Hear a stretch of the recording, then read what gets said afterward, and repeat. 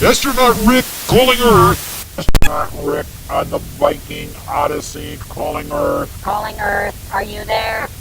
Oh, there you are, Toastmasters. Good morning. It's not morning here, but I know it's morning there. I'm on the way to Mars. Yes, on the way to Mars. I'm day number 17 out of 271 days on the way to Mars. Now, the first thing you need to understand is there is a delay in this transmission of 2 minutes and 7 seconds. Now, let me tell you where I am. At this very second, I'm 2,204,703 miles from Earth and changing by the millisecond. That translates into 5,401 miles per hour. Now, that may sound like it's awful precise, but traveling in outer space is a precise science. If you don't do the math, you'll wind up over by Jupiter when you meant to go to Mars. Now, let me, while I've got a moment, just take a break from my record keeping and show you a simulation of what the ship is like. So with your permission, here's a simulation of that ship. You can see that's interesting as can be. And it's hard to imagine how that thing goes through space at that speed. But there is nothing to keep it from going that fast. Now, let me tell you about life so far on the ship. And I've got to keep my board here because I've got to watch these gauges and I've got to report back to Houston. To date, space travel is mixed, boring, and exciting.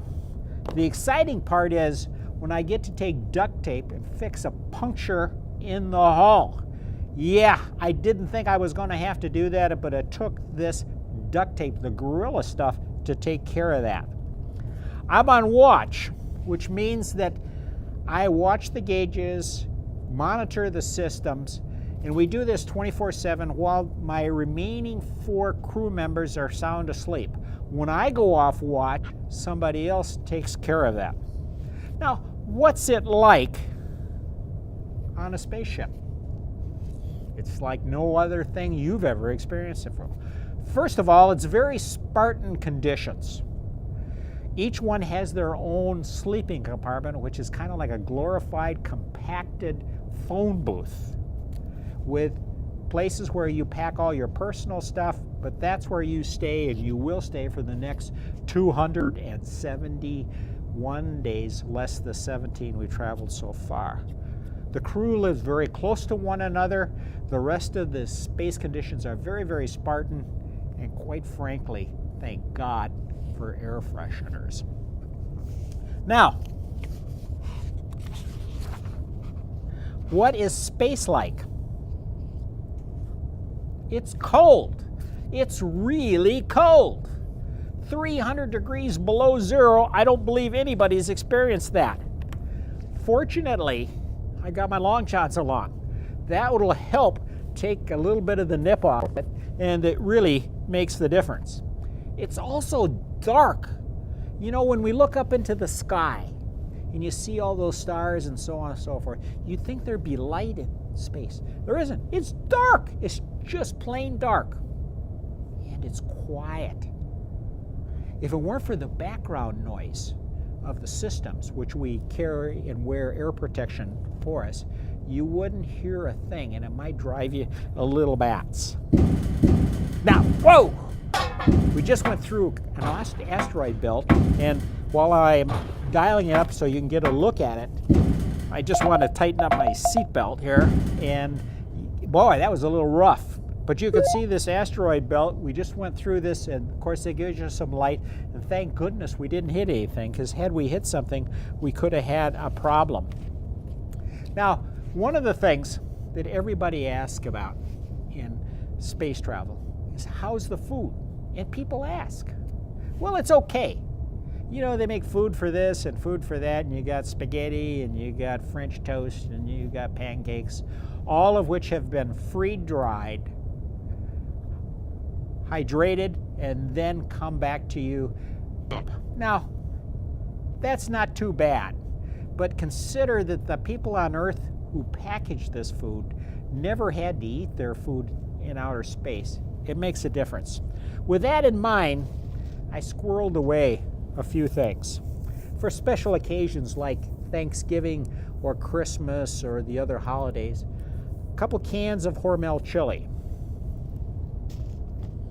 some Spam Light for the lighter look, and of course for that midnight snack when nobody's looking, a bag of Doritos.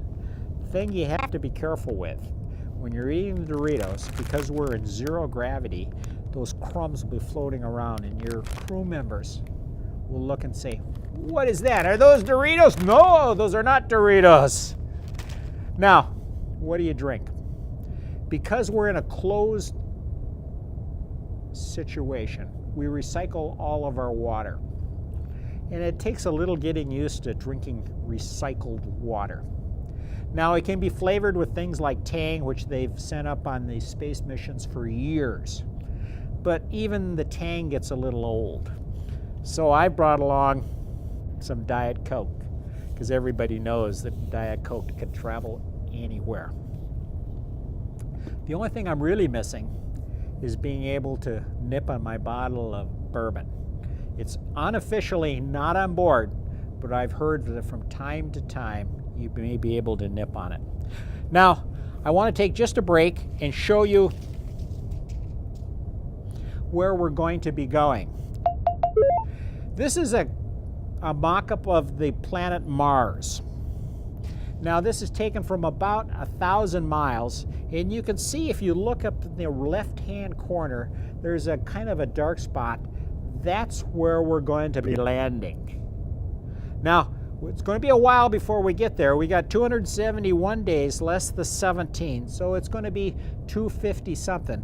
But it won't be long, and Mars will start to come into the window and fill the window up. Now, when I get to Mars, what am I going to do? Quite frankly, I have two plans. One is I want to plant some things.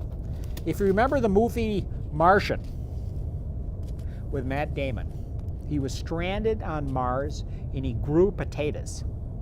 Well, I brought along seeds to grow some green stuff.